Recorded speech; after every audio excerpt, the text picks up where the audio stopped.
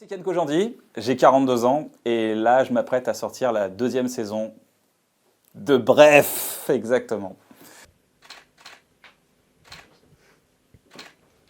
Parfait, merci à toi. C'est une bonne vanne. C'est une bonne vanne, c'est une bonne vanne. Elle est mi-figue mais c'est une bonne vanne. Oui. Bref, c'est un format extrêmement gourmand, c'est-à-dire qu'une idée on l'utilise 3 secondes et on jette et on prend une autre idée et en fait on jette et en fait c'était ça aussi, c'est cette course à la créativité qui est hyper intéressante dans Bref, c'est que ça foisonne d'idées. Donc on était prêts. On se sentait bien et surtout on avait une bonne histoire. Et l'histoire, c'était l'histoire d'un mec qui se dit « Pourquoi je suis malheureux en fait ? Peut-être parce que j'évolue pas, peut-être ce serait l'heure d'évoluer, mais comment on fait pour évoluer ?» Et là, tout part de là. On arrive, la série commence, le personnage n'a pas évolué. Il se rend compte que pour la énième fois, il se retrouve sans meuf, sans taf, il n'a plus d'argent, il n'a plus rien, sa famille c'est une catastrophe, il n'a rien construit. Et il se dit « Mais pourquoi ça se passe comme ça ? Pourquoi je construis rien dans la vie ?» Et il va se poser cette première question, et la première question qu'il va se poser, c'est « Mais... » Alors, il va rencontrer quelqu'un qui va lui dire « Mais en fait, il faut faire des choix dans la vie. »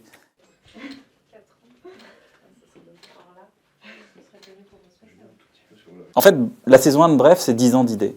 C'est de 20 à 30 ans, on a écrit 10 ans d'idées. On a rempli des carnets et on a tout mis en 15 jours dans une saison 1.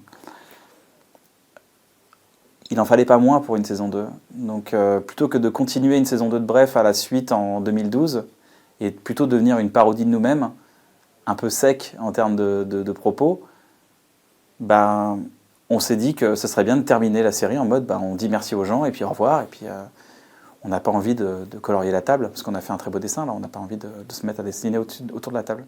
Encore une fois, on n'était pas attendu, donc on s'est dit on sortira la série au moment où elle sera parfaite, quoi. Elle sera bien. Parfaite pour nous, hein. Parfaite pour les gens, je sais pas, mais pour nous, on se dira... En fait, la chance de ne pas être attendu, c'est la chance de... On n'a pas de... On respecte un adage de Michel Denisot qui nous a toujours dit dépêchez-vous, mais ne vous pressez pas. Voilà. Et ben, on ne s'est pas pressé, mais on s'est vraiment dépêché à le faire bien. Dire tout de suite, mais il y a Lise David aussi dans le rôle de Sarah. Est-ce que...